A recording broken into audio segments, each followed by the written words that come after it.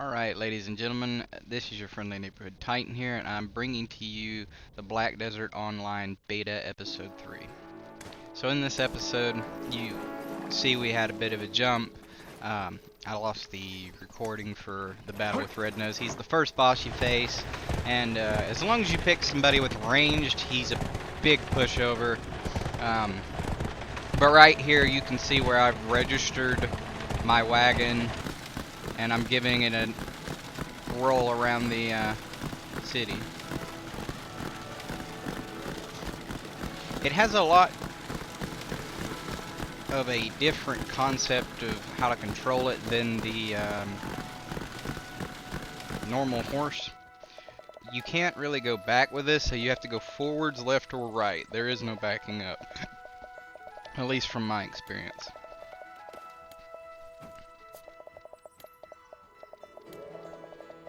Right now what I'm doing is I'm looking through the market to see if I can find mushroom seeds, which are called like Hypna or Hypna or whatever it's called. It's Hypha or Na, something like that.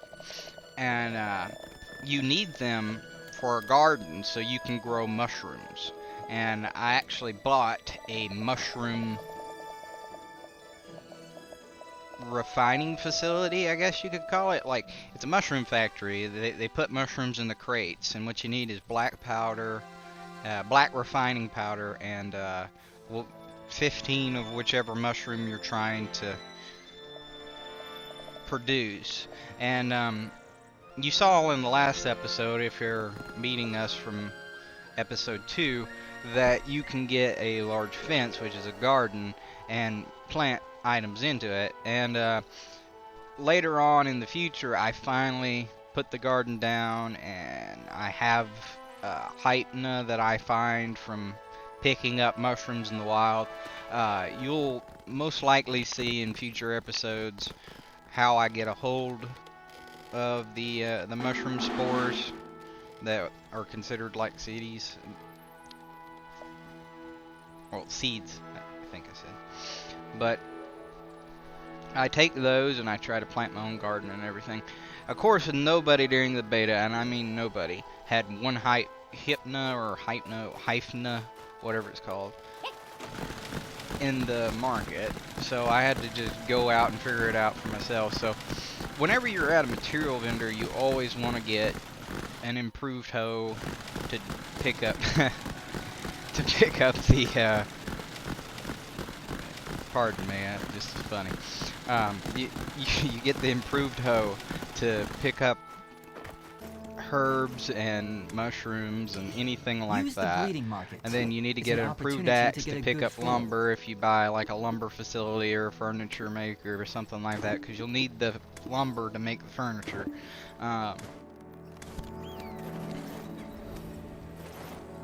You also need a lot of contribution points to get a garden started and a refining facility set aside to do such things.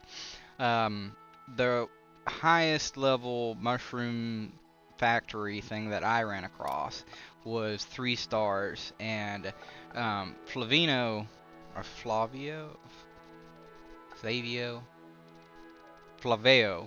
Flavio in Idle City, he has the strong fence, so I used him to get what I needed and rented that off of him, and that'll cost you 10 contribution points. Every one of these things you rent seem to cost about 10 contribution points, so you're going to help out 10 people before you can pull one of those out. I had ended up in the end getting 2 of those strong fences from 2 different people and placed them down, and still did not get it to work, because I think in the beta it was glitched, or they haven't worked it incorrectly for a PS4 yet until pre-release. Hopefully somebody from Black Desert Online, which I'm really hoping, is watching. And keep in mind, this game's made over in Korea. I don't know, I'm pretty confident it's South Korea, but I could be wrong.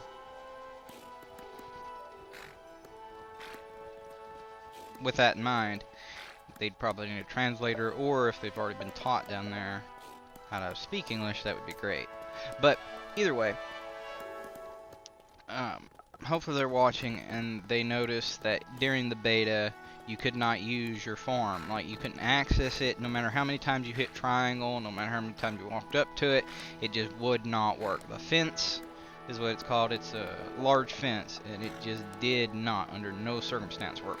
So you see me putting up in the chat, why aren't there any seeds for mushrooms? Which it'd be spores technically. I could see that popping down in the comments like crazy.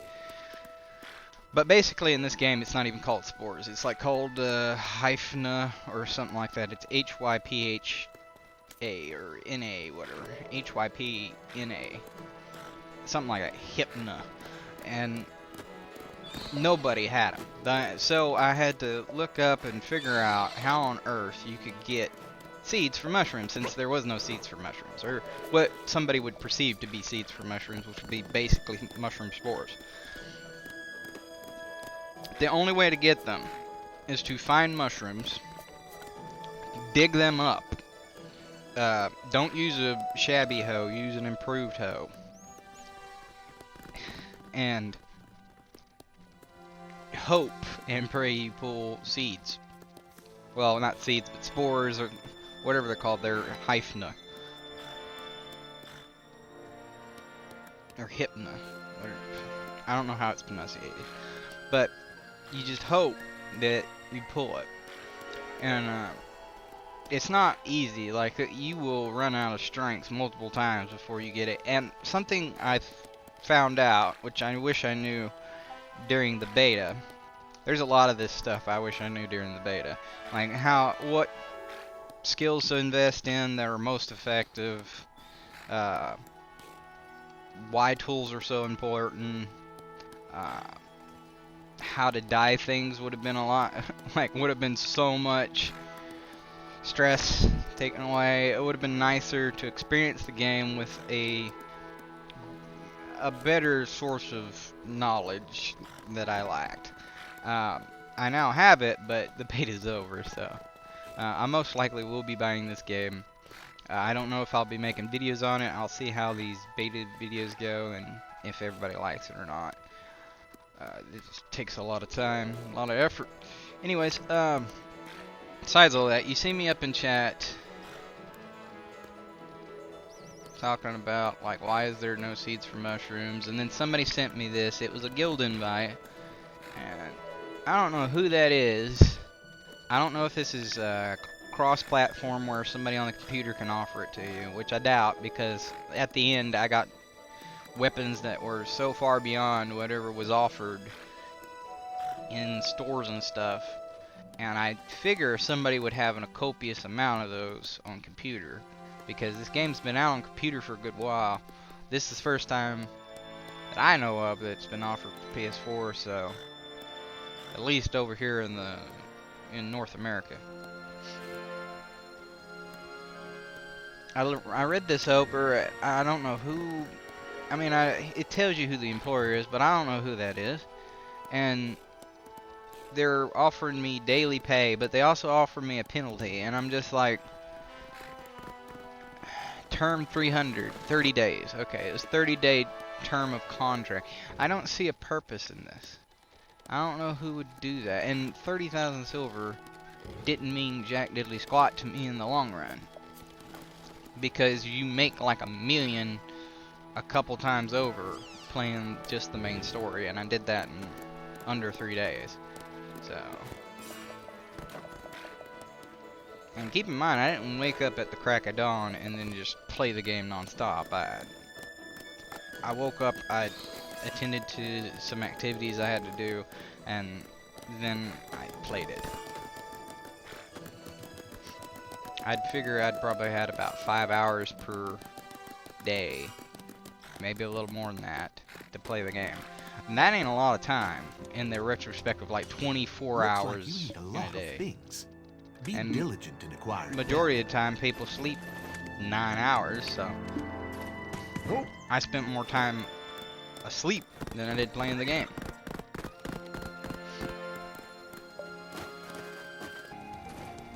But so it's not that heavy of a time investment to really get yourself going and make enough money. See those SP potions? I had no clue what those are, and I guarantee you it's like strength potion, even though they call it energy in this game.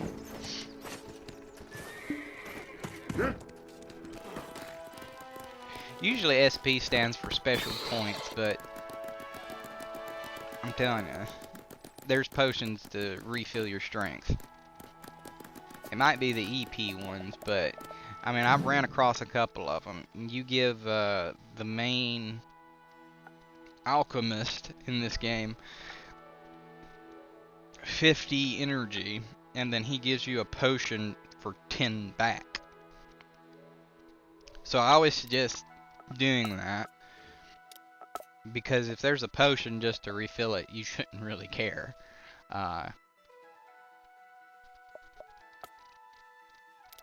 These nodes, if you go to node management and stuff like that, you're going to end up having to go to the person themselves.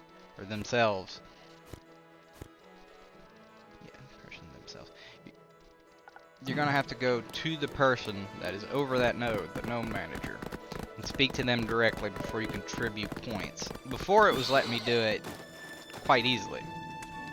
And for some reason, this guy just wasn't there today. And then I came back like a couple minutes later, maybe an hour, and he was there. He didn't pop up in between those times. I promise you, it wasn't those times. I don't think it was those times anyway.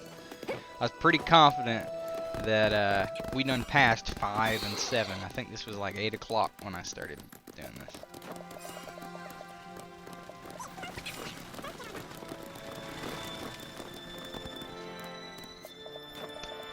And some of these wagons kind of throw you off because some of the wagons are NPCs, they're not people. And as far as I know, during the beta, if you were a PS4 player, and me not knowing if this is cross-platform servers or not,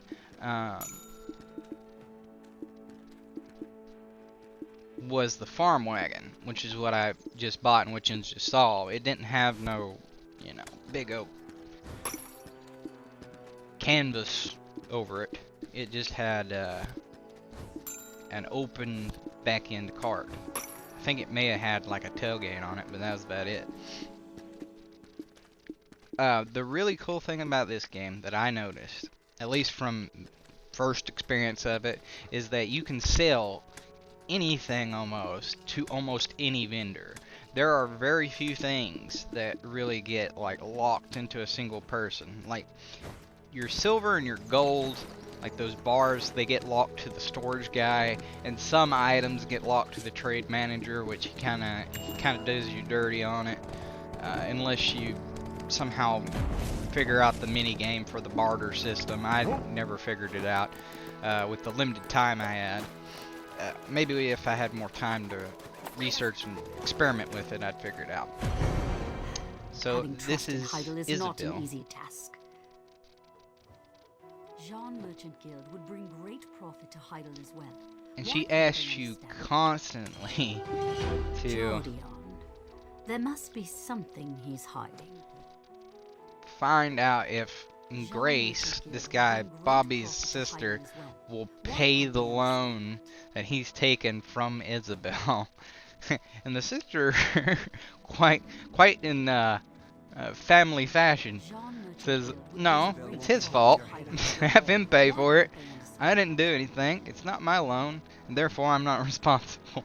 That loan is his, and he's got to take care of it. And then she, and quite like a bill collector, says, alright, I'll just wear them down eventually. I'll just call and bother them so much that they will eventually pay me to get rid of me. During this whole quest, I felt like I was dealing with a telemarketer or a loan officer or whatever, a debtor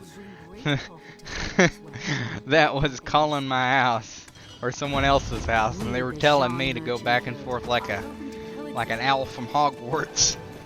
Please go tell them that their relative is in danger, that they need to pay his loan back.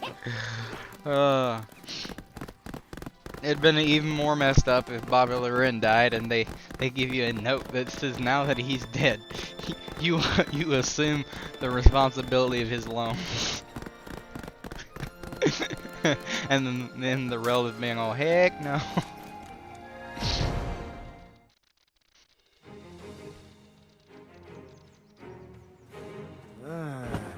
Calpheon scum! You're not allowed here! Huh? What did that jackass just say? Do you hear a cat screeching somewhere? That's enough out of you, you bastard! Hunt! Huh? Lower your voice. We have guests here.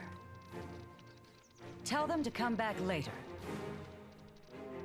We'll be here every day until you repay Bobby Loren's debt.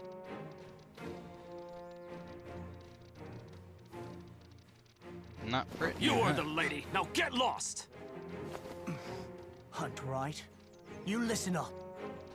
The Lady Isabel's patience is near the end. Which You're is a not lie. from Calpheon, are you? Don't go to Calpheon if you're on an adventure. They're savages.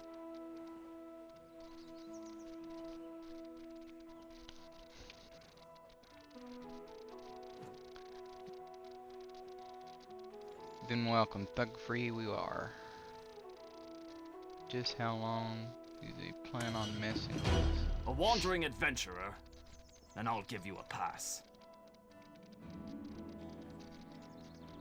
Grace is currently talking to some important individuals. Head on up. She should be done shortly with her other meeting that she's dealing with. And then it basically says just talk to her at the inn, which is, this is the Valley Lily Inn. That's not possible. I always liked Hunt. He was very direct and he was not afraid to fight those two guys. If you have business with Lady Grace, I'll send the word.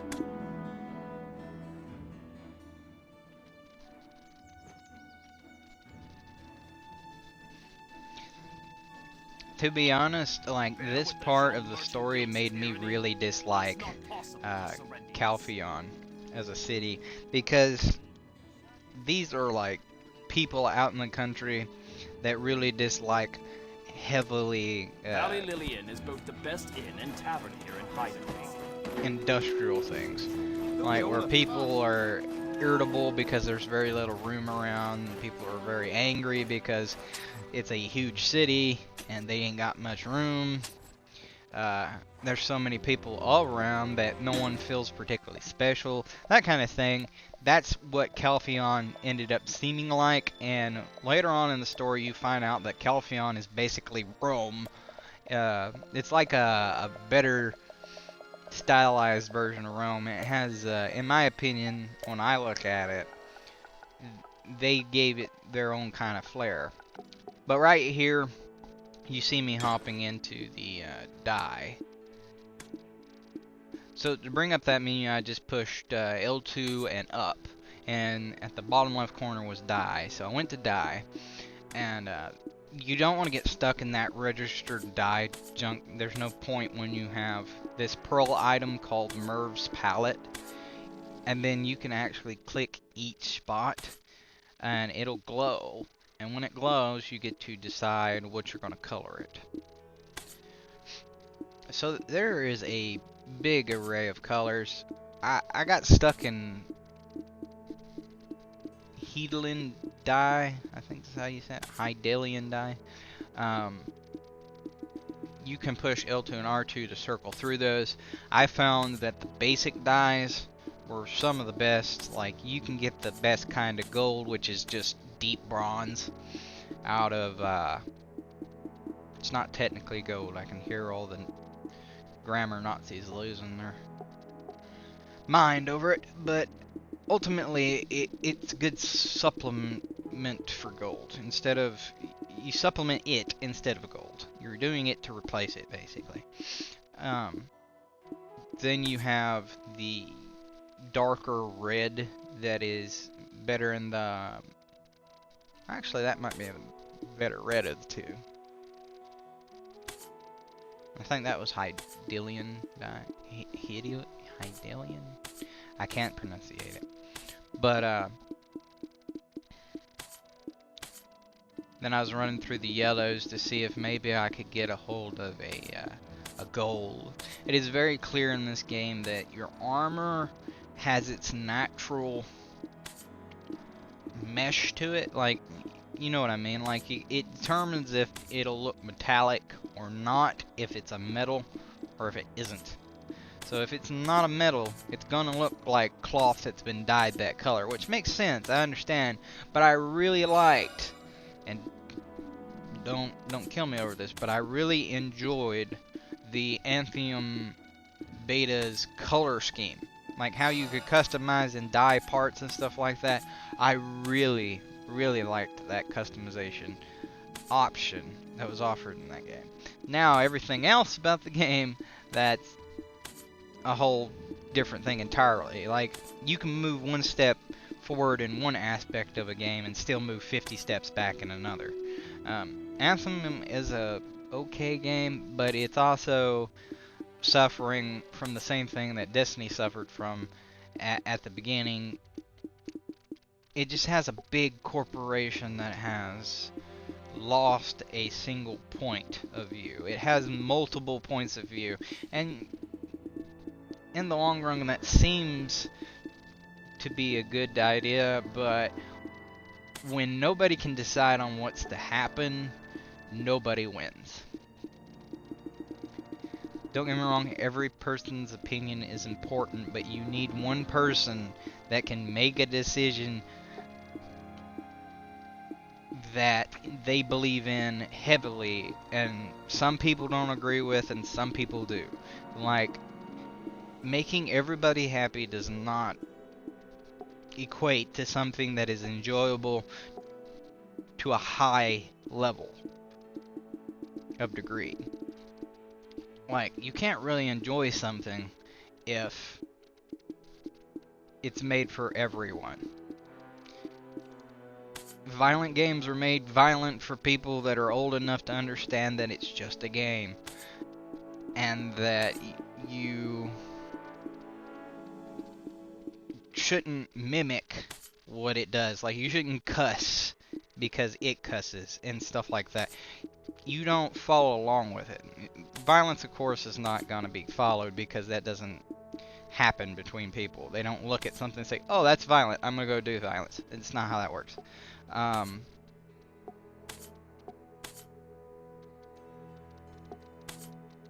That being said,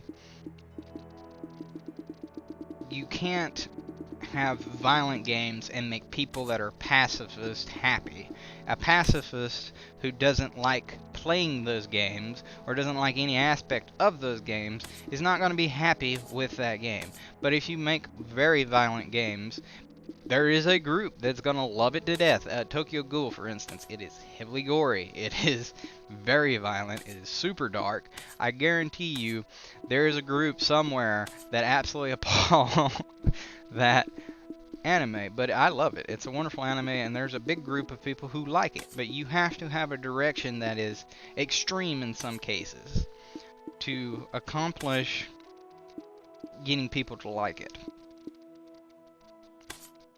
And that's kind of like what happened with Anthem. It really just kind of drove home the fact that their investors is who they wanted to love it the best, and their stockholders and all that.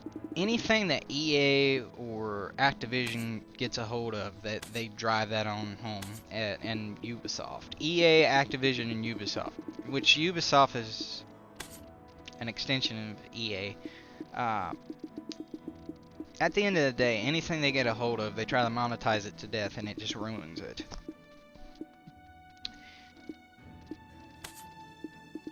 When they put their shareholders ahead of their customers, that's when, you know, stuff goes awful. But with that all being said, Anthem had a beautiful, absolutely beautiful dye and customization of the metal and how you customized it. It didn't care whether it was logical or not for a piece of cloth to look metallic. Like, they just cared that you enjoyed that color scheme. And that's what I wish was in this, but it's not. So keep that in mind whenever you're adding in colors to your garment. I usually go white, red, and black, or white, red, blue, and black, something like that. Those are generally my favorite colors. So this is a comprehensive look at basically the dyeing system and how wagons work. And I really do appreciate all you that have subscribed. Remember, there are links down in the description for the next video, which I'll be posting up later. And there's most likely going to be a link down there for cards and everything that really help out the channel. And thank you so much for everything you do. Bye!